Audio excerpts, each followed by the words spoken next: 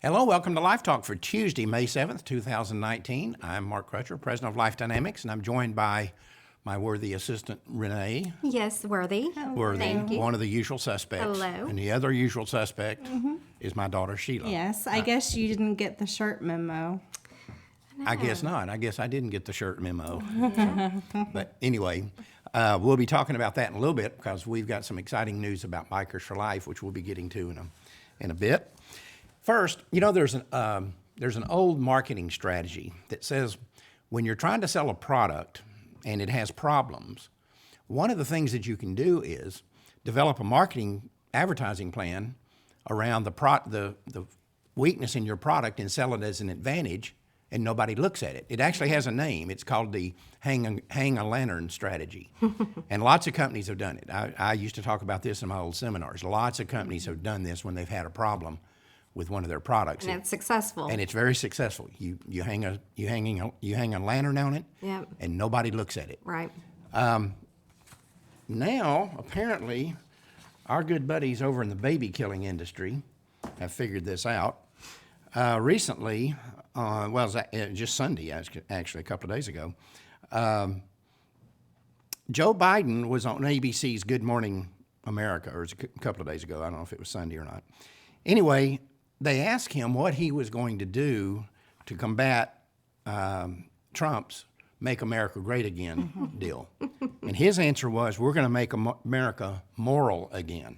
Right. This is creepy Joe Biden, Right. He says, we're going to make America return to the essence of who we are, the dignity of the country, the dignity in people, and treating our people with dignity. And this god-awful deliberate division is being taken in order to separate people, to aggrandize his own power, talking about Trump. The Democrats have no clue what being moral means.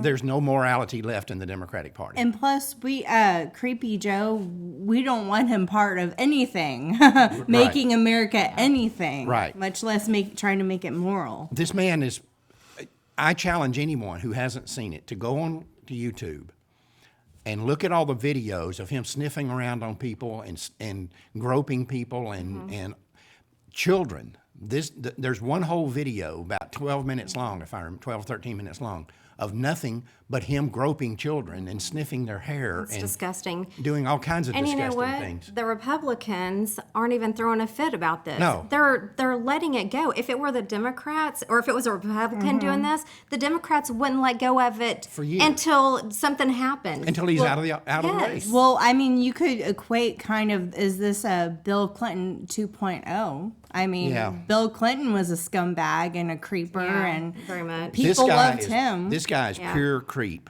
I mean, that's. And I wouldn't trust him around my children if right, I was going to ask that. even if I was with them. If your children were still young, your boys are big enough now that if Yeah. Right. they take him out. But Right. when your children were young, and Keely was young, and your two boys were young, Yeah. would you have let him babysit your children? Absolutely not. Not in 1,000 years. This man is disgusting. If on stage you see him like coming up behind women and stuff, and if he did, he would not want to do that to me. If he did that to me, I would slap him on national television. It's unbelievable.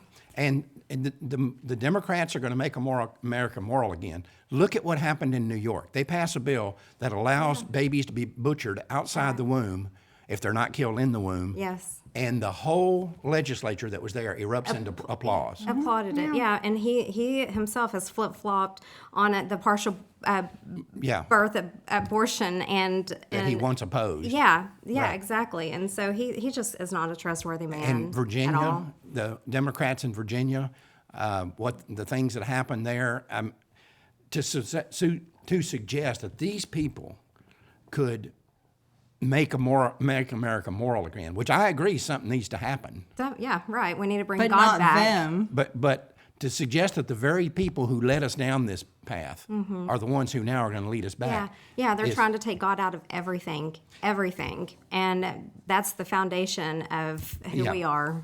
A good example of this, Democrat State Representative John Rogers in Alabama. And I know the people of Alabama are much better people than this. I know they are. How this guy ever got elected down there, I have no clue.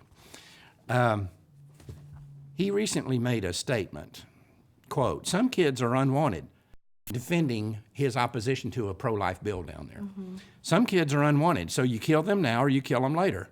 You bring them in the world unwanted, unloved, you send them to the electric chair. So you kill them now or you kill them later. Then he described some of these aborted children as retarded, which I thought was not politically correct anymore. Yeah. But he gets away with it, and half deformed, Yes. as if a child with some sort of physical deformity doesn't have a right to life. He said that most children facing abortion are retarded or Half deformed. Yeah. And then he referred to Donald Trump Jr. as a, quote, good defense for abortion. And that was after Donald Trump Jr. on Twitter called him out for his remarks. Right. So he then, turned around and spewed remarks about Donald Trump Jr. He said of Donald Trump Jr., quote, him being born, that's proof right there. His mother should have aborted him when he was born. He's evidently retarded. I know there's something wrong with that boy. Meanwhile, no Democrats are out here condemning this. No, there's no big hue and cry about this. None of these Democrats that are running for president are out here calling for him to be disciplined or thrown out of the government in Alabama. Now, if you think that that we're overplaying this, I want you to imagine this. Imagine that a Republican office holder somewhere came out and called Obama's kids or Chelsea Clinton the best defense for abortion and suggested that they should have been aborted. Well, the reason no Democrat is calling this out is because they don't want to bring attention to it. Because this is the true mentality of abortion. Well, he was the only one who just happened to, spew the truth. That's what I was going to get to here in a minute. But at bare minimum, I think that if a Republican had done this, they'd be calling for him to be hung. But at bare minimum, he'd have been forced to resign and charged with some sort of hate crime. They would have found some sort of hate crime that was committed in that deal. But Sheila's absolutely right. The problem with the Democrats is that every once in a while one of them will accidentally expose the truth. He is just saying what they all believe. If you're pro-choice on abortion, don't tell me this is not what you think, because it is. And I mean, this goes right along with our documentary, My Alpha 21. I mean, this has been going on since the beginning of abortion being legalized in America, since the founding of Planned Parenthood. This is what is truly behind abortion, and this is the only guy that just happens to tell the truth. And it's ironic that he is African American. He's just selling his own people down the river. That's right. That's true. Exactly right. Meanwhile, in Kentucky, at the E.M.W. Women's Surgical Center in Kentucky, this is the last abortion clinic remaining in Kentucky. On April 13th, a woman named Donna Durning was sidewalk counseling there, handing out literature and talking to people that are going in. A woman comes out of the abortion mill and attacks her. And I understand she's an elderly woman. She's an older woman. She's probably my age, She's elderly. 82. Yeah, right. She's how old? 82. 82 years old. She's 82. So she's 11 years older than me. And you see video, and she's very peaceful. She's being peaceful. So they knock her to the ground. This pro-abort knocks her to the ground, or pro-choice advocate knocks her to the ground. The incident was caught on video. This lady was taken to the hospital.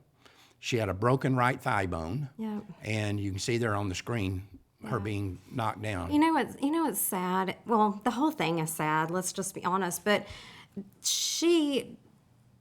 women past a certain age, when they go through menopause, have osteoporosis. Their bones are brittle. Any fall can fracture or break a bone. She has to have hip surgery. This is serious. She could die. This is very serious. This could anyways, it's not uncommon for elderly people to break a hip. You're right. And I mean, comedians even make fun of that and make jokes about it, but it's not funny. We've had it in our family. An elderly person breaks a hip, they can die from that. They can. And this lady, Ms. Durning, has had to go surgery. Her femur had to be reconstructed. She's now undergoing therapy at Nazareth Home Rehabilitation Center. And after the rehab, she can't even go home because she lives in a house with stairs in it, and she can't climb stairs, so she's going to have to live with her sister, who has a one-story house. Now, if you want to hear about unmitigated gall, listen to this. A local abortion lobbyist, a pro-abort, pro-choice advocate, whatever you want to call her, Marcy Krim, executive director of Kentucky Health Justice. This is so unbelievable, it's hard for me to even say this. She is using that incident as an attack on the authorities, and I guess the state legislature, for not passing bubble zones that keep people away from the front door of an abortion clinic. Now, just think about what she's saying.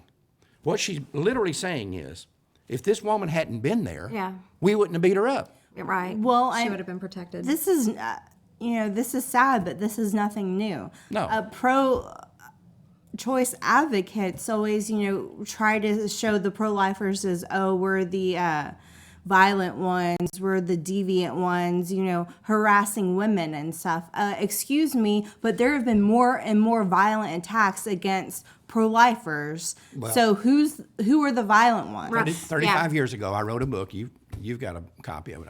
I think there's not many up, called Firestorm.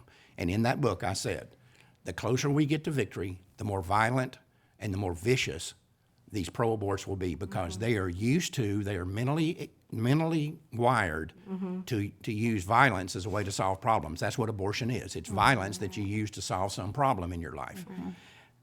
They're going to get more and more so. But the gall, the unmitigated gall for this Marcy Krim, let me see if I'm pronouncing this right. Yeah, Marcy Krim, executive director of Kentucky Health Justice.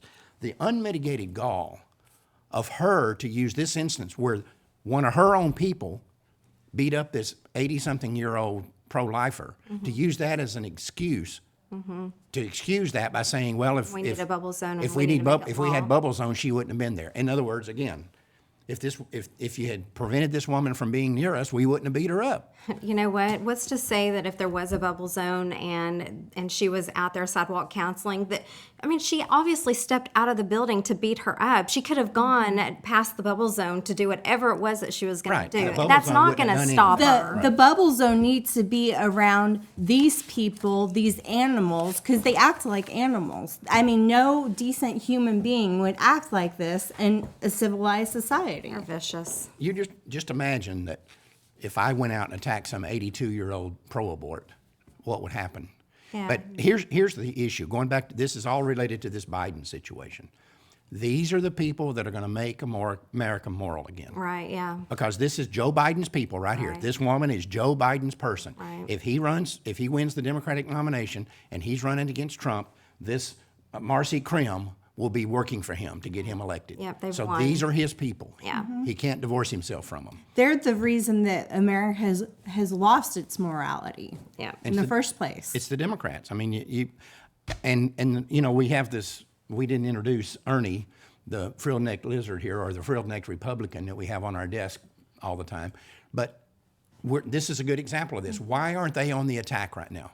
Why aren't they out here raising hell about this? They want to keep on getting votes, be in office. And not stopping. Right. Doing it anyway. They don't have the guts to do it. Yeah. We're going to take out a moment for robots. When we come back, we've got an exciting announcement about Bikers for Life that I think people are going to be very interested in. Yep. In 1973, the U.S. Supreme Court legalized abortion nationwide. The decision is called Roe v. Wade, and those who defend it are known as robots. This is how they think.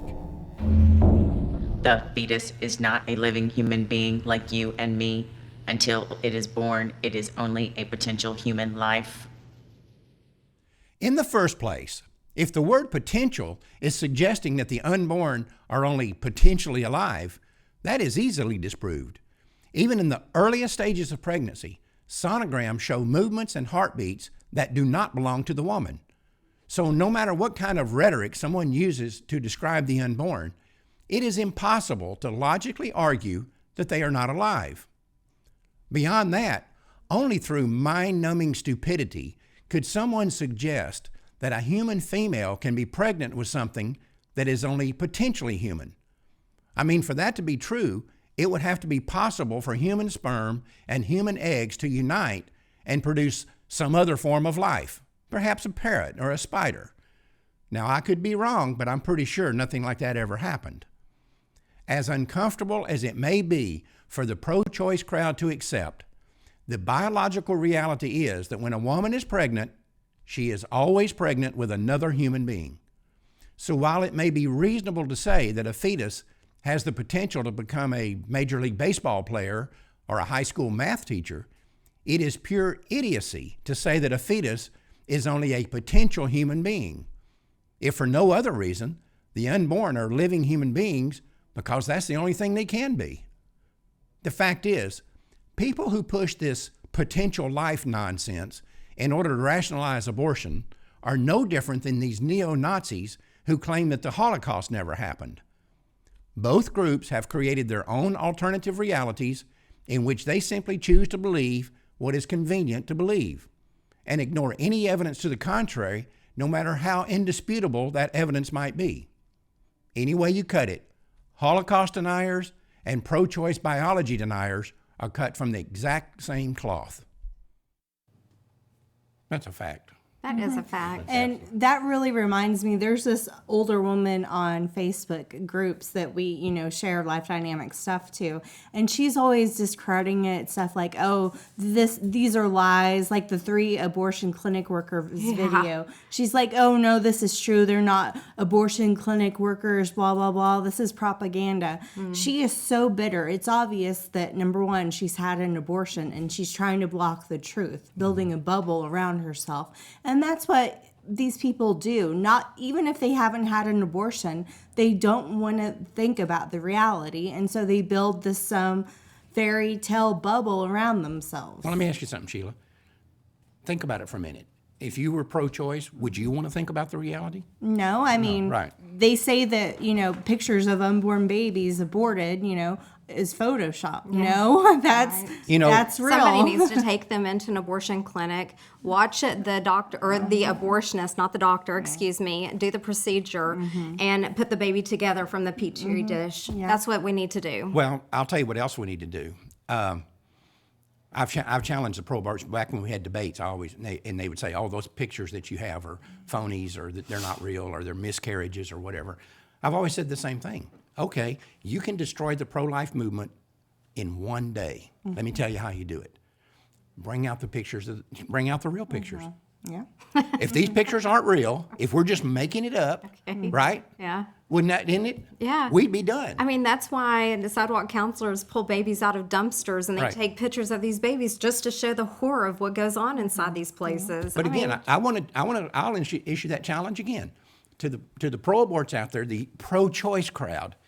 If you're going to sit here and tell me that this is made up, that these pictures are not real, then bring out the real ones. You end the pro-life effort overnight. We would have no credibility with the American people ever again. Yep. So just bring out the pictures. They're and probably we're done. going, oh, Blah, blah, blah, blah, blah, blah. I'm gonna do the old Ralph Cramden, Jackie Gleason.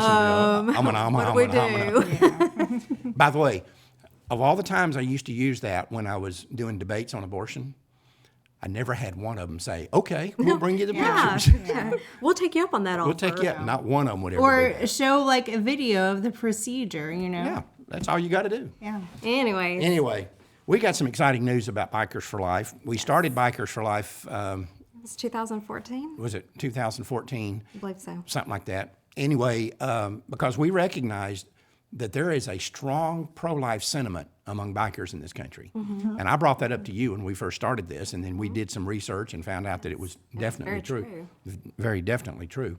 And so we thought they've been excluded, and to a certain degree I think they were excluded because their perception was the pro-life movement is these goody two-shoes, born-again, Bible-believing Christians and conservative Catholics and nuns and priests.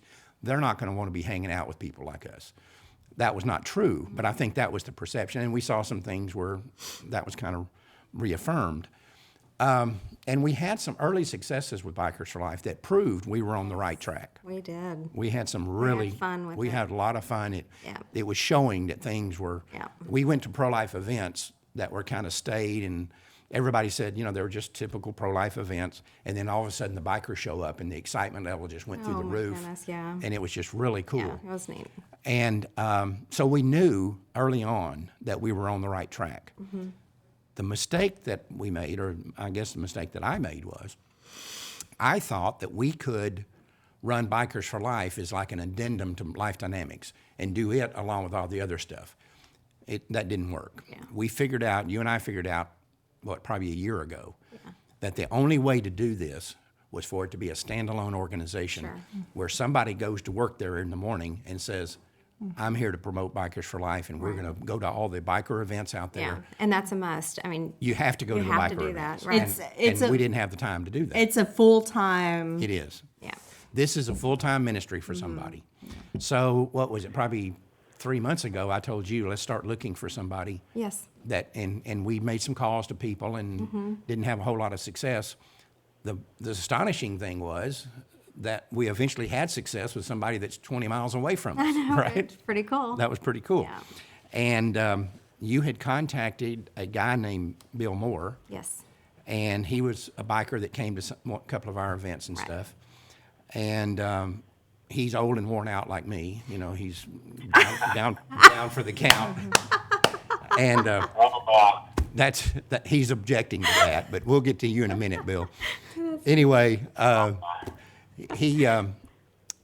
it was weird because when you called him, he was at that very time going through some things in his life, and he said he was asking God what he wanted him to do. Right.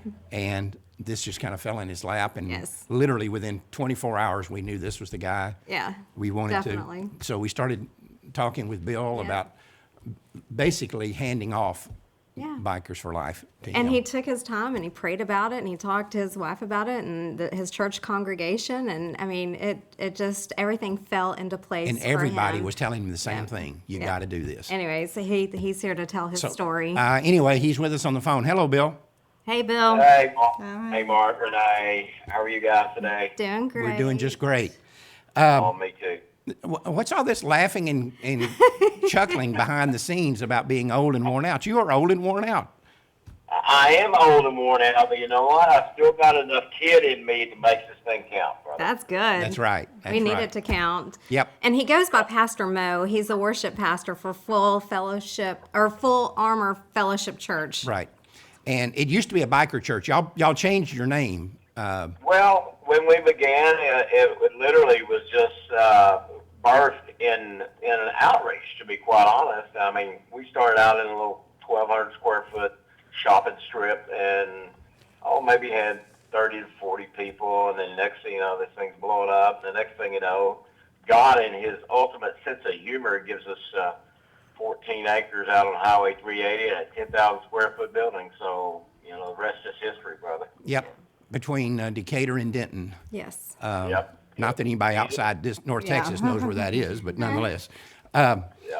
Anyway, your church is growing, and Renee and I went and met with you and the pastor and his wife, and they are totally 100% on board with this. And Absolutely. and it's you're going to be working on this full time now.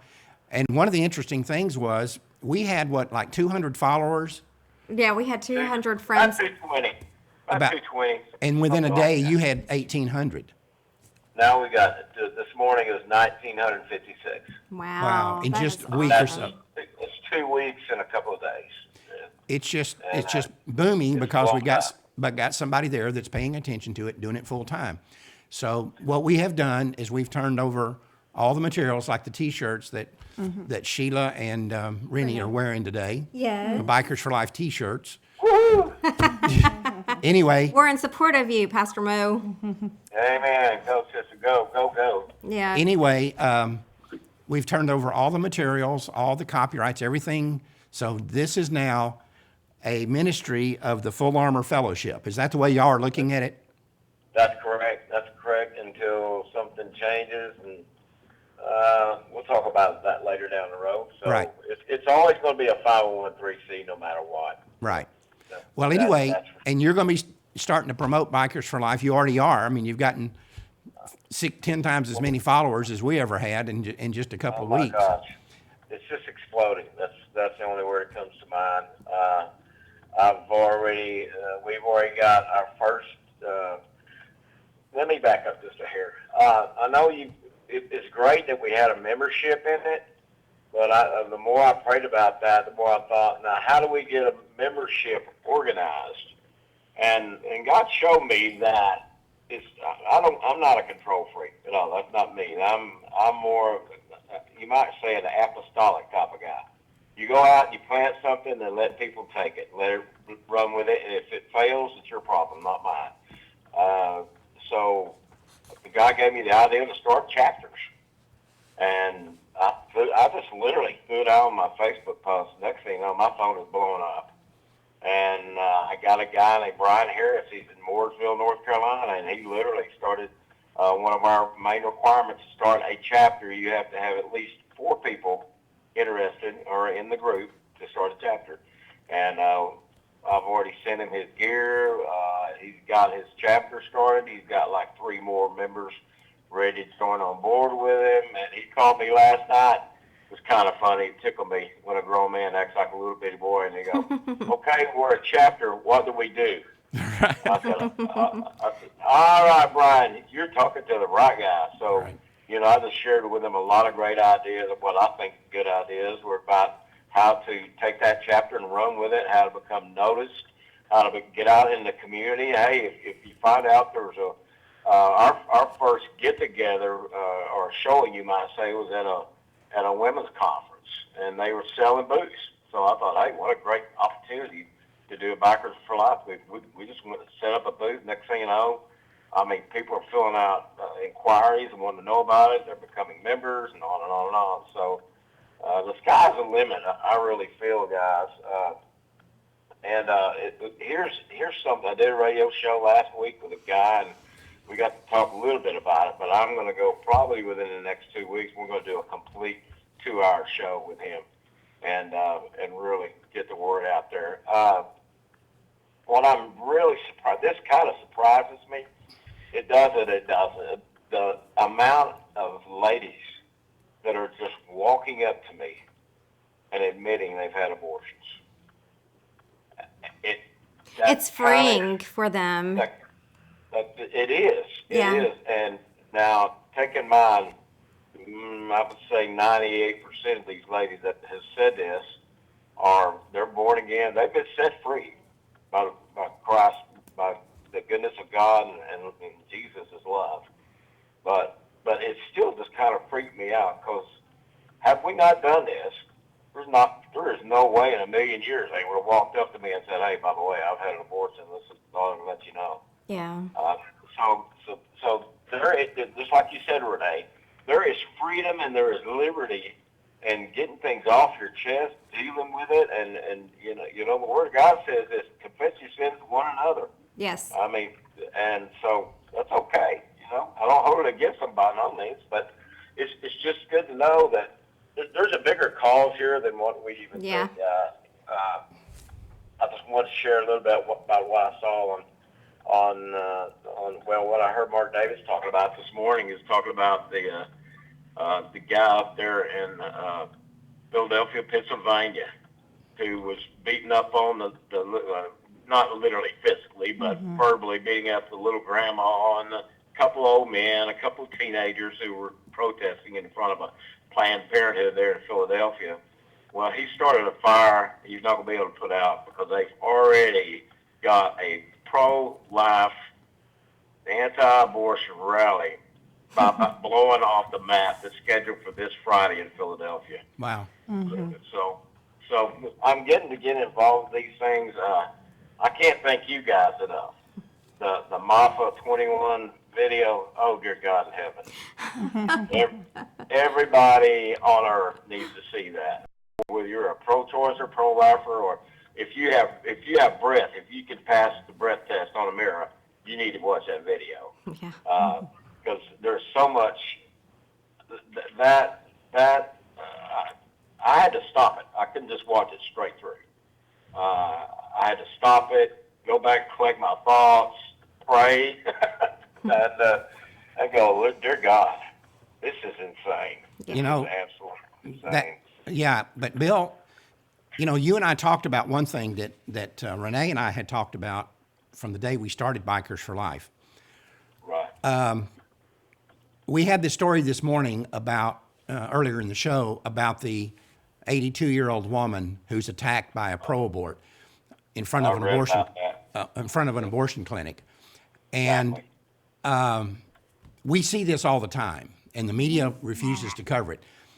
I know that I gave you the idea. We talked about this idea of organizing a ride across America, and I think that's going to happen. Bikers riding from both coasts and meeting in probably Oklahoma City or somewhere like that, and then coming south to Dallas-Fort Worth. I think that's going to happen. And we talked about the idea of putting pins on the route that the bikers will take where the abortion clinics are, and have them go there and do peaceful pro-life protesting and prayer vigils in front of the abortion clinics.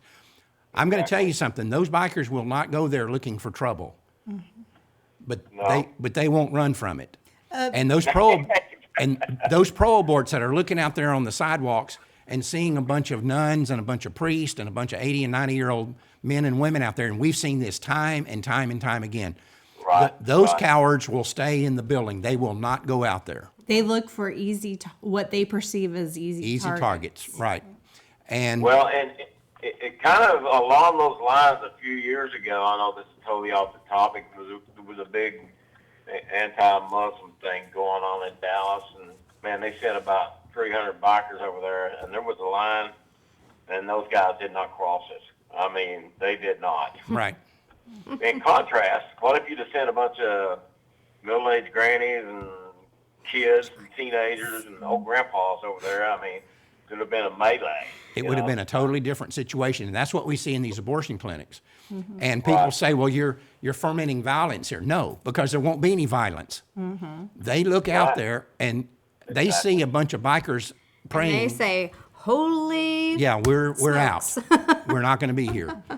Well, I can tell you, brother, some of the most awesome spirit-filled brothers I know are like 6'3" and above, and 270 and above. So, Shrek. that's that bunch of boys right there. Like you say, they're not there to start trouble, and not in a million years. But they're not going to run from it. Yeah. I mean, because one thing I did get out of that Mafia 21 video is this, guys. This is not a cause for wimps. No. You got to be courageous, man. You got to show some courage, and any man, I don't care who you are, if you're a Democrat, Republican, it's irrelevant. If you're pro-choice and you're out there beating up either verbally or physically on some little grandma or some teenager or some grandpa who's on a cane, then shame on you is all I can say. Not a true man. Right. And that is not going to happen with my bunch. Right, that's exactly right. Well, listen, we're real excited, and we're going to have you on from time to time whenever you have some kind of victory, and you're going to have a bunch of them. But oh man, I'm excited, bro. I want to say how much we appreciate your taking this on. Yes, definitely. Because we knew what the potential was. Renee and I had seen the potential firsthand with some of the rallies that we did do, and we saw clearly what was possible. But we just didn't have the time or the resources or the people or whatever to pursue it. And so I am going to be eternally grateful for what you guys are going to be doing. And you're welcome, sir. Let me tell you, brother, my every day I get home, my email is just like, Lord God, help me, Jesus, man. I mean, every time I turn around and check my email, it's just like, can you send me info on this? Can you send me info on this? Can you send me this? Our website's getting totally revamped to where it's going to be a little more user-friendly for me personally. And a buddy of mine's a webmaster, and that's bikersforlife.com, everybody. A little ad there for you. Right. And check in on that, and it's going to be changing here within probably in the next week or 2 weeks. It goes back, just like I say about the ministry, you can change the method, but don't change the message.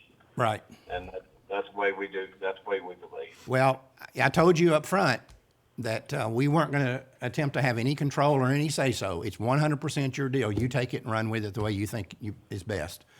Well, let me promise you guys something right here. I won't make any move on anything. I haven't, and I refuse to, without prayer and bringing it to the Lord and saying, God, help me. I mean, it's just like you said, I'm an old, worn-out guy, all right?